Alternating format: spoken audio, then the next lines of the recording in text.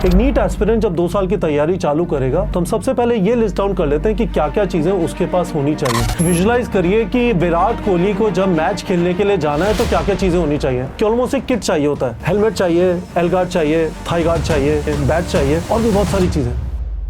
Physics, chemistry, maths, biology बड़ा tempting है। बच्चा जेईई भी टॉप करेगा, बच्चा एम्स भी टॉप करेगा। यदि आप दोनों चीजों की तैयारी करने की कोशिश करेंगे तो बच्चा त्रिशंकु बन जाएगा।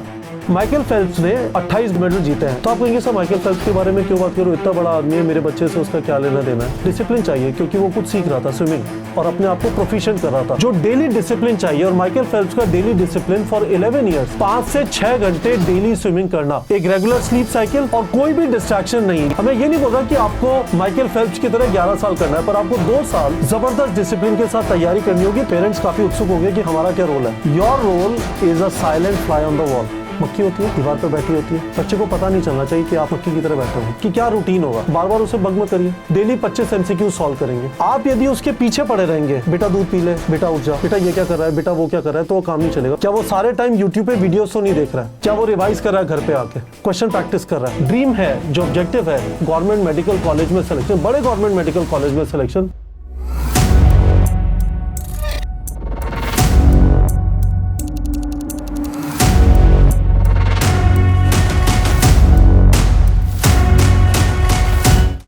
मैं इस वाली वीडियो में आपको काफी सारे डिटेल्स दूंगा, तो उसको 1.5x या 2x पे मत देखिए। तो कोई पेन पेपर ले लीजिए, इनफैक्ट नोटबुक ले लीजिए, उसको लिख लीजिए और एंड के अंदर जब आपको इंटरनलाइज कर लें, it will prepare you for next 2 years of preparation. This one video is very very important. इस वाले वीडियो में मैं पेरेंट्स और स्टूडेंट्स दोनों के नजरिए से इस 2 साल की प्रिपरेशन को कवर करूंगा। ये तैयारी सिर्फ स्टूडेंट की नहीं है। Parents are also going to be under significant stress. They should also prepare themselves for this 2 year challenging as well as a beautiful journey.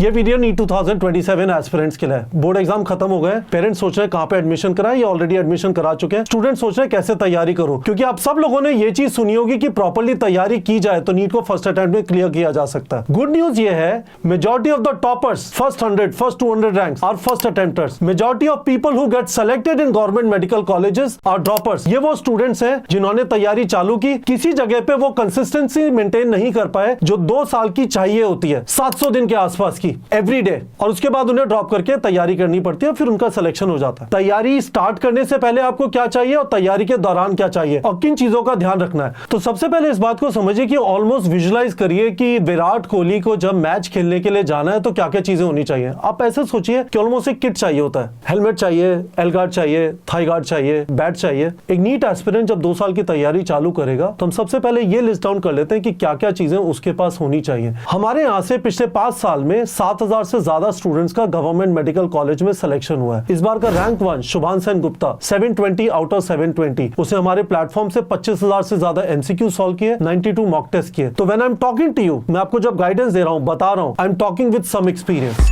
पहली चीज, फिजिक्स, केमिस्ट्री, मैथ्स, बायोलॉजी बड़ा टेम्पटिंग है। बच्चा जेईई भी top करेगा, बच्चा AIIMS भी top करेगा। Absolutely wrong. या तो आप फिजिक्स, केमिस्ट्री, मैथ्स से ले लीजिए, जेईई की तैयारी कर लीजिए, या फिर आप फिजिक्स, केमिस्ट्री, बायोलॉजी ले लीजिए, नीट की तैयारी कर लीजिए। यदि आप दोनों चीजों की तैयारी करने की कोशिश करेंगे उतना टाइम नहीं होगा, बच्चा त्रिशंकु बन जाएगा। दूसरी चीज, यदि आपका बच्चा हिंदी मीडियम में और आपके आसपास इंग्लिश मीडियम स्कूल है, आप अफोर्ड कर सकते हैं, शिफ्ट कर लीजिए। ऐसा नहीं है कि Hindi medium students NEET crack नहीं कर सकते। पिछले साल करीब 2.5 लाख स्टूडेंट्स ने हिंदी मीडियम में एग्जाम दिया था। प्रॉब्लम यह है कि जो सारा कंटेंट है इंटरनेट पे, अदरवाइज जो पढ़ाने वाले टीचर्स हैं अच्छे, वो हिंदी मीडियम में नहीं पढ़ाते, तो आपके बच्चे को कंटेंट का बड़ा स्ट्रगल होगा। तीसरी चीज, जो 5वां सब्जेक्ट होता है, physics, chemistry, biology, English compulsory subjects हैं। यदि आपका बच्चा डॉक्टर बनना चाहता है, पर वो 5वां सब्जेक्ट है, आसान लीजिए। कुछ जगहों पे तो फिशरीज नाम का सब्जेक्ट होता है। साइकोलॉजी ले लीजिए, इकोनॉमिक्स ले लीजिए, पर कंप्यूटर साइंस बड़ा टफ है। मैथ्स तो बिल्कुल नहीं लेना, फिजिकल एजुकेशन ले लीजिए। पर ये 5वां सब्जेक्ट आसान होना चाहिए, क्योंकि स्टूडेंट के पास टाइम नहीं होगा, और जो भी टाइम है वो फिजिक्स, केमिस्ट्री, बायोलॉजी में देके नीट के अंदर अच्छी रैंक के लिए करना है। चौथी चीज, डमी स्कूल रिस्की चीज है। CBSE is cracking down on dummy schools.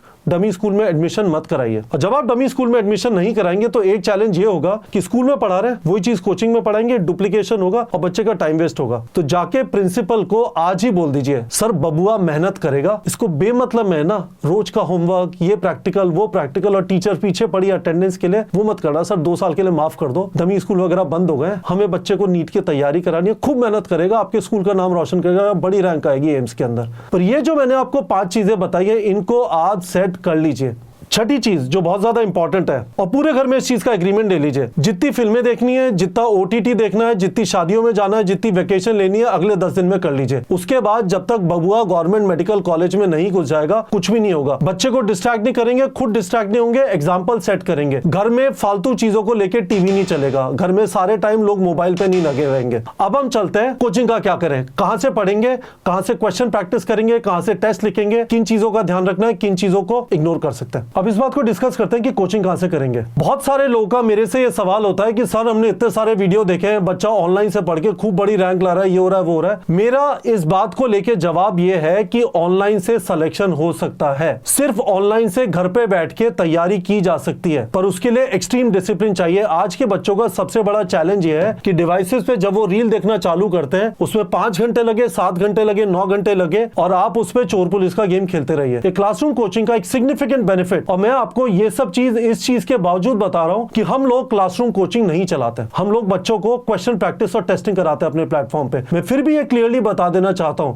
यदि आप एक सिग्निफिकेंट चांस चाहते हैं, आप ये एक्सपेक्ट नहीं कर रहे कि आपका बेटा उन 1 लाख बच्चों में से 5 बच्चों में है जो घर पे बैठ के ऑनलाइन तैयारी कर सकते हैं। That is the kind of ratio I am talking about. तो आप उसे क्लासरूम कोचिंग में एडमिशन करा दीजिए। तो आप पूछेंगे सर क्लासरूम कोचिंग और ऑनलाइन कोचिंग में क्या फर्क है, दोनों जगह बहुत अच्छे टीचर पढ़ाते हैं, इनफैक्ट ऑनलाइन कोचिंग में तो कहीं ज्यादा अच्छे टीचर पढ़ाते हैं, बिल्कुल सही बात है। पर क्लासरूम कोचिंग में आपका बच्चा जिस स्टेट ऑफ माइंड में है, जहां पे डिवाइसेस का अट्रैक्शन बहुत जबरदस्त है, क्लासरूम कोचिंग क्या करती है, आपको एक स्पेस प्रोवाइड करती है जहां पे सिर्फ पढ़ाई होगी, वहां पे बच्चा फोन यूज नहीं कर सकता टीचर के सामने, और एक कंट्रोल्ड एनवायरनमेंट मिल जाता है, और आसपास लाइक माइंडेड नीट एस्पिरेंट्स मिलते हैं जिनका लक्ष्य नीट क्रैक करना है। वीडियो देख देख के स्टूडेंट ने पूरा 1 साल निकाल दिया और कुछ भी नहीं किया, कभी खूब पढ़ाई की, फिर 2 हफ्ते पढ़ाई नहीं की और कुछ हुआ ही नहीं, कुछ भी नहीं हुआ। तो मेरी पहली recommendation when it comes to online versus classroom coaching है। दूसरी चीज, क्वेश्चन प्रैक्टिस पे बच्चे ध्यान नहीं देते। हम लोग का फोकस neetprep.com पे MCQ प्रैक्टिस और टेस्टिंग पे है। इनफैक्ट मैं अपने बच्चे के लिए जो जेईई की तैयारी करेगा, इंटरेस्टिंगली नीट की तैयारी नहीं करेगा, उसके लिए मैं neetprep.com जैसा प्लेटफॉर्म देख रहा हूं जिसपे क्वेश्चंस अलग अलग डिफिकल्टी लेवल के मिल जाए, नीट लेवल के हो, उसके लिए जेईई लेवल के हो, सारे PYQs मिल जाए, NCERT बेस्ड हो, और यदि वो कभी भी टेस्ट बना के अपने आप को टेस्ट करना चाहता है तो वो कर पाए। That is very very very very important. बहुत सारा कंटेंट अभी जो अवेलेबल है क्वेश्चन प्रैक्टिस का, खासकर वहां पे रेपिटेटिव क्वेश्चन होते हैं। एक क्वेश्चन में एफ की वैल्यू पूछ लेंगे, एम और ए दे देंगे, F is equal to M A लगा के निकाल दो। कई जगहों पे फोर्स दे देंगे, एक्सेलरेशन दे देंगे, मास निकाल दो, उससे चीज आगे नहीं बढ़ती। तो एक बहुत अच्छा क्वेश्चन प्रैक्टिस का हिसाब चाहिए। और फाइनली ऐसे सोच लीजिए कि 2 साल के अंदर 25 से 30 मॉक टेस्ट लिखना है, तो टेस्टिंग का अच्छा इंतजाम होना चाहिए जो आपको अपने कोचिंग में भी मिल जाएगा, पर बहुत सारे इंडिपेंडेंट प्लेटफॉर्म जैसे हमारा है वहां पे आपको टेस्टिंग और क्वेश्चन प्रैक्टिस का स्पेशलाइज्ड प्लेटफॉर्म मिल जाता है। और इस जगह पे हम इस बात पे भी ट्रांजिशन कर सकते हैं कि अब डे टू डे होगा क्या। तो आप इस तरह से सोचिए कि माइकल फेल्प्स ने 28 मेडल जीते हैं। यदि पूरे कंट्रीज को ले लिया जाए, उनकी हिस्ट्री में उन्होंने कितने ओलंपिक मेडल जीते हैं, तो माइकल फेल्प्स नंबर 34 पे होगा। जैसे इमेजिन करिए। तो आप कहेंगे सर माइकल फेल्प्स के बारे में क्यों बात करो, इतना बड़ा आदमी है, मेरे बच्चे से उसका क्या लेना देना है। डिसिप्लिन चाहिए, क्योंकि वो कुछ सीख रहा था, स्विमिंग, और अपने आप को प्रोफिशिएंट कर रहा था। आपका बच्चा फिजिक्स, केमिस्ट्री, बायोलॉजी सीखेगा और उसमें अपने आप को प्रोफिशिएंट कर रहा है, तो एक लेवल पे जो डेली डिसिप्लिन चाहिए, और माइकल फेल्प्स का डेली डिसिप्लिन फॉर 11 ईयर्स 5 से 6 घंटे डेली स्विमिंग करना, करीब 13 किलोमीटर, एक रेगुलर स्लीप साइकिल, और कोई भी डिस्ट्रैक्शन नहीं। जो उसका स्केड्यूल था उसके अंदर 5 or 6 years I went every single day without missing a single day. I never got sick. I was in the water on Christmas, birthday, holidays, everything. It didn't matter. हमें ये नहीं बोल रहा कि आपको माइकल फेल्प्स की तरह 11 साल करना है, पर आपको 2 साल जबरदस्त डिसिप्लिन के साथ तैयारी करनी होगी। अब जो डेली डिसिप्लिन होगा उसके बारे में डिस्कस करते हैं। तो सबसे पहले ये समझने की कोशिश करिए कि नीट की तैयारी आप यदि 2 साल में प्रॉपर्ली करेंगे, करीब 4000 घंटे की है, 4000 आवर्स ऑफ प्रेपरेशन।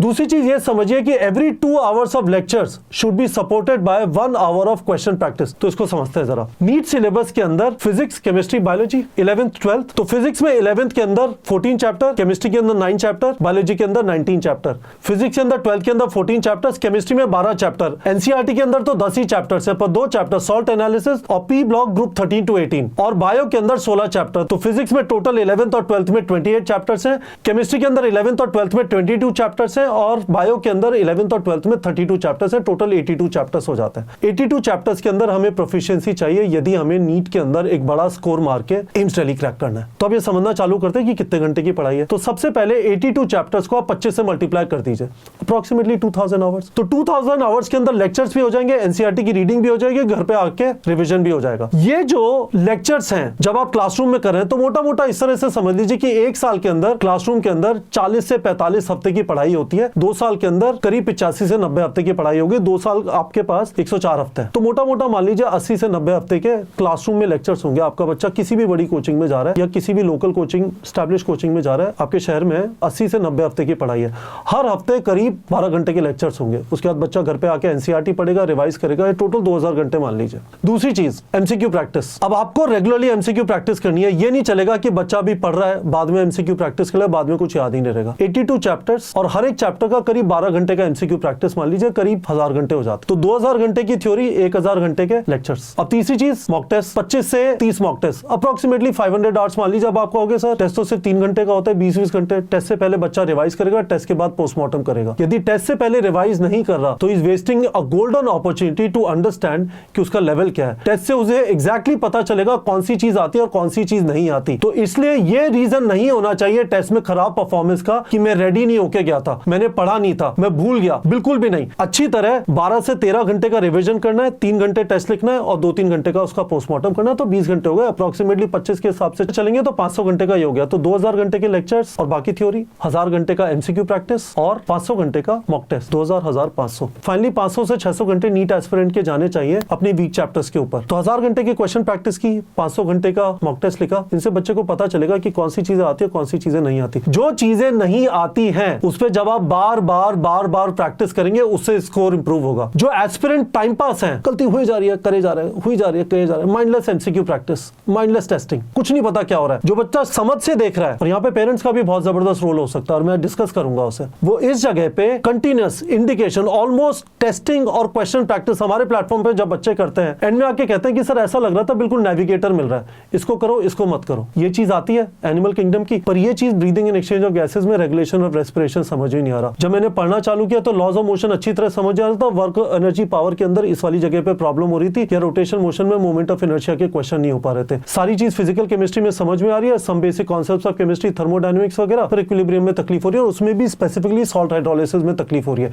ये सारे इंडिकेशन जब आप एमसीक्यू प्रैक्टिस कर रहे हैं, जब आप टेस्ट लिख रहे हैं, ये सारी चीजें आपको मिल रही होंगी। तो उसके लिए 500 से 600 घंटे चाहिए, and that completes the preparation, and this is complete 4000 hours of preparation over a period of 2 years। अब इस वाले डेटा को दूसरे नजरिए से देखिए, करीब 100 हफ्ते की पढ़ाई है। 100 हफ्ते का मतलब 700 दिन की पढ़ाई है। एक दिन पढ़ाई करनी है, there are no off days, और आराम से पढ़ाई करनी है। 700 दिन का मतलब आप 24 घंटे से मल्टीप्लाई कर देंगे, 16800 घंटे हैं। जब आप तैयारी चालू कर रहे हैं नीट एग्जाम तक, 16800 घंटे हैं। इसमें से डेली सोने के 7 घंटे निकाल लीजिए तो 4900 आवर्स निकल गए। उसके बाद स्कूल में निकल जाएंगे, हफ्ते के 44 घंटे मान लीजिए, 5.5 दिन टाइप स्कूल होता है, सेकंड सैटरडे ऑफ होता है, तो 4400 घंटे, 4400 आवर्स वो चले गए। 100 हफ्ते 44 घंटे, हर हफ्ते 4400 घंटे वो चले गए। नीट की प्रिपरेशन के लिए अभी हमने डिस्कस किया 4000 घंटे चाहिए। और उसके बाद non study time. Non study time का मतलब क्या है? बच्चे की कुछ फिजिकल एक्सरसाइज होनी चाहिए, कुछ खेलना कूदना है, नॉवल पढ़ना है। सारे टाइम पढ़ते रहना नहीं है, नहीं तो वो एक जगह पे जाके टूट जाएगा। 3500 घंटे ओवर 100 वीक, हफ्ते का 35 घंटे और डेली का करीब 4 से 5 घंटे या 3 से 4 घंटे कर लीजिए। आप ऑलरेडी डर सर क्या बात कर रहे हैं, हमने तो सुना था सुबह से शाम तक पढ़ते रहना है। बच्चे को आप कह रहे हैं कि 4 से 5 घंटे मटर गश्ती। मैं मटर गश्ती नहीं बोल रहा, मैं आपको ये भी नहीं बोल रहा कि ये वाला टाइम डिवाइस टाइम है, क्योंकि डिवाइस टाइम आपको थका देगा। Find some good alternatives. Sports is very good, walking is very very good. In fact mummy का घर पे हाथ बटा सकते हैं, झाड़ू पोछा कर सकते हैं। तो ये मैंने आपको दूसरा नजरिया दिया। अब मैंने आपको बताया कि जो सारे घंटे हैं 16800 घंटे 100 हफ्तों के अंदर, उनका ब्रेकअप क्या होगा। अब डेली रूटीन पे आ जाते हैं। तो तीसरा नजरिया सारे डेटा को समझने का यह है कि 10 एनसीईआरटी बुक्स है between physics, chemistry and biology. Physics में 4, केमिस्ट्री में 4, बायोलॉजी में 2। 1000 घंटे के आसपास लेक्चर्स होंगे over a period of 80 weeks multiplied by around 12 hours per week in your coaching. करीब आपको 15000 एमसीक्यू सॉल्व करना है। जो 28 फिजिक्स के चैप्टर्स हैं उनके अंदर करीब 4500, जो 22 केमिस्ट्री के चैप्टर हैं उनमें करीब 3500, और जो 32 बायो के चैप्टर हैं उनमें करीब 6500। और ये कहां से आए? मोटा मोटा एवरेज रूल ये लगा लीजिए कि फिजिक्स और केमिस्ट्री के हर एक चैप्टर में 150 एमसीक्यू सॉल्व करना है और बायो के चैप्टर में करीब 200 एमसीक्यू सॉल्व करने पर चैप्टर। और फाइनली जैसा मैंने आपको बताया 25 मॉक टेस्ट। तो क्या क्या मैं बोला?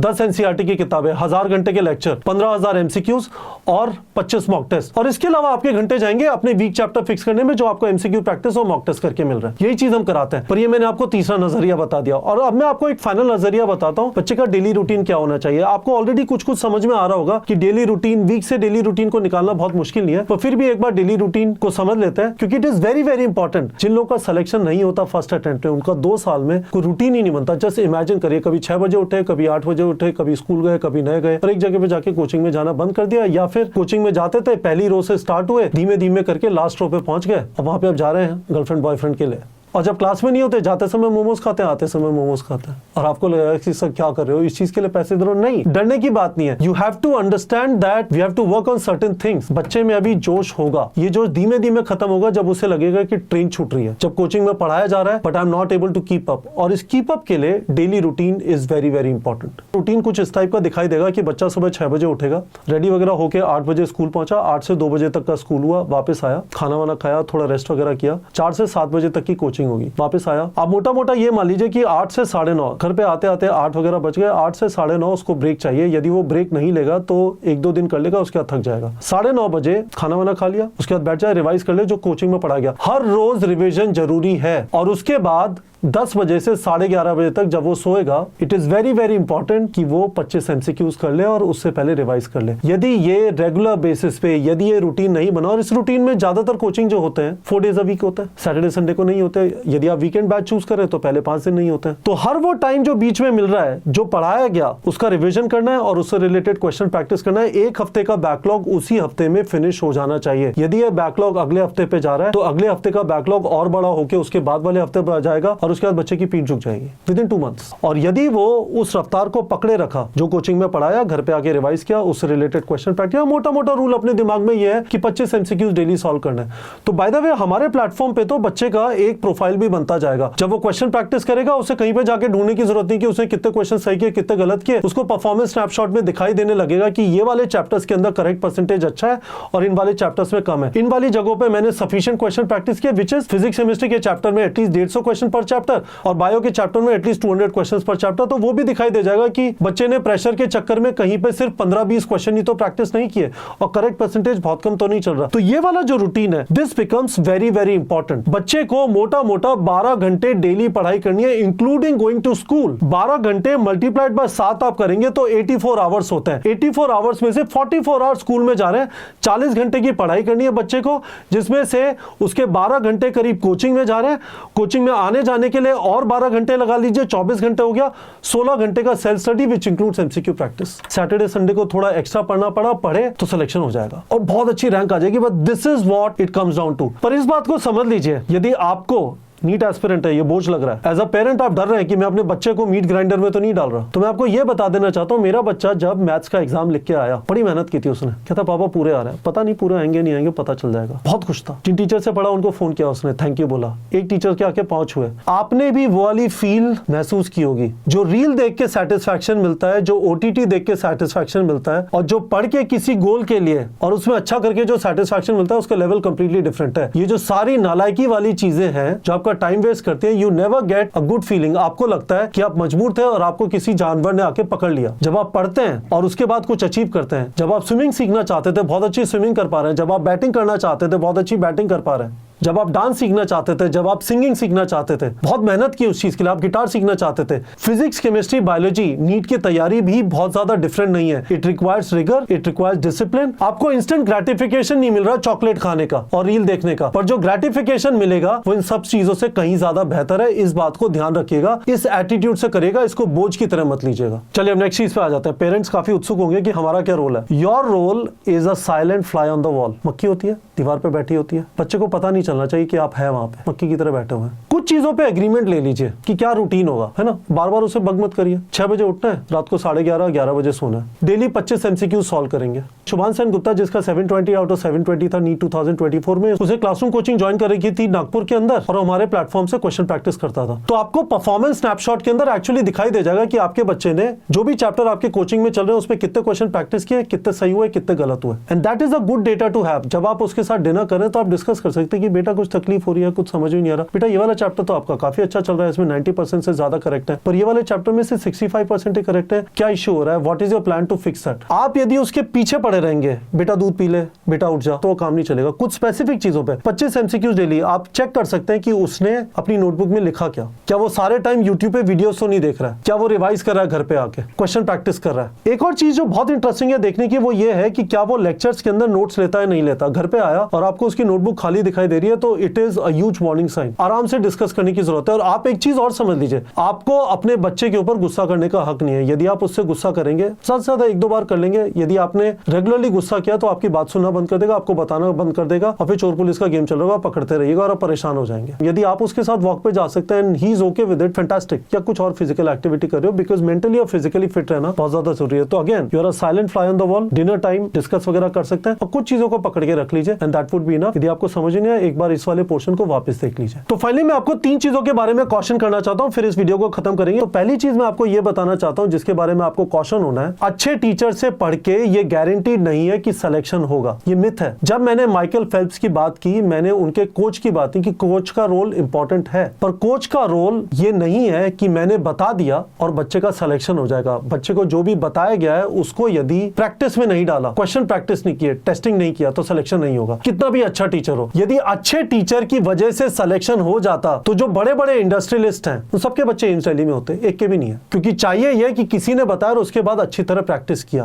Practice will matter. दूसरी चीज, जब बच्चा प्रैक्टिस कर रहा है, टाइमर लगा के प्रैक्टिस ना करे, प्रॉपर स्टेप्स लगा के प्रैक्टिस करे। टाइम का एस्पेक्ट मॉक टेस्ट में फिक्स करेंगे, स्पीड का एस्पेक्ट मॉक टेस्ट में फिक्स करेंगे। जब प्रैक्टिस कर रहा है क्वेश्चन, प्रॉपर स्टेप्स के साथ प्रैक्टिस करें। इनफैक्ट हम अपने प्लेटफॉर्म पे इस चीज के ऊपर बहुत ज्यादा एम्फसाइज करते हैं कि बच्चों को बहुत डिटेल्ड एक्सप्लेनेशंस मिले, जिससे पहली चीज वो स्टेप बाय स्टेप चेक कर पाए कि उन्होंने किस स्टेप पे गलती कर दी, और दूसरी चीज जब उनका कोई क्वेश्चन गलत होता है तो वापस आके वो एक्सप्लेनेशन देख ले। It is very very important. और तीसरी चीज जो बहुत ज्यादा इंपॉर्टेंट है, कहीं पे दिमाग में लोग के घुस जाता है कि नीट की तैयारी और बोर्ड की तैयारी बहुत ज्यादा डिफरेंट है। बिल्कुल भी नहीं है, दोनों एनसीईआरटी बेस्ड है। बोर्ड एग्जाम्स के हिसाब से आपको एनसीईआरटी के साथ सब्जेक्टिव क्वेश्चन जो पीछे वाले करने हैं वो करना है, और नीट के हिसाब से एनसीईआरटी के बाद आपको तो एनसीईआरटी एक बार की, और एनसीईआरटी आपको कोचिंग में पढ़ाई जाएगी। बहुत ज्यादा बाहर नहीं जाते आजकल, तो कोचिंग में पढ़ाया, एनसीईआरटी का रीडिंग किया, स्कूल के हिसाब से आपने सब्जेक्टिव क्वेश्चन प्रैक्टिस कर लिए, लिख लिया, थोड़ा स्टेप्स लिखने की आदत डाल ली, और एमसीक्यू प्रैक्टिस भी स्टेप्स के साथ करिए। इसका एक नतीजा ये भी होता है कि पेरेंट्स क्या करते हैं, हमारा बच्चा इस कोचिंग में जा रहा है नीट की तैयारी के लिए और बेचारा स्कूल में फेल ना हो जाए, तो हमने 2-3 ट्यूशन और लगाया है, निश्चित फेल होगा। क्योंकि बस बच्चा है ना, मूवी देख रहा है, एक टीचर ने पढ़ाया, दूसरे ने पढ़ाया, तीसरे ने पढ़ाया, बच्चे को प्रैक्टिस का टाइम नहीं मिलेगा। आपको प्रैक्टिस का टाइम प्रोटेक्ट करना है। आप एस्पिरेंट हैं, आपके दिमाग में ये चीज क्लियर होनी चाहिए, हफ्ते की 15 से 20 घंटे की क्वेश्चन प्रैक्टिस होनी है।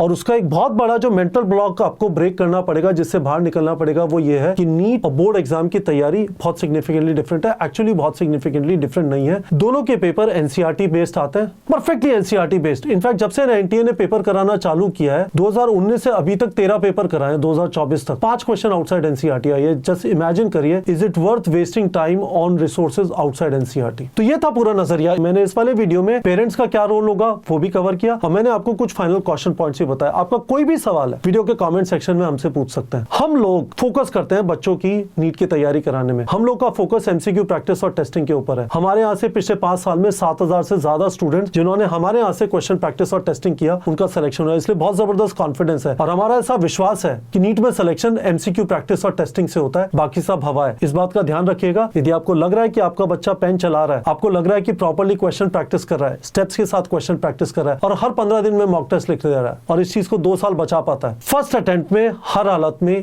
एम्स दिल्ली पॉसिबल है। ठीक है बच्चों।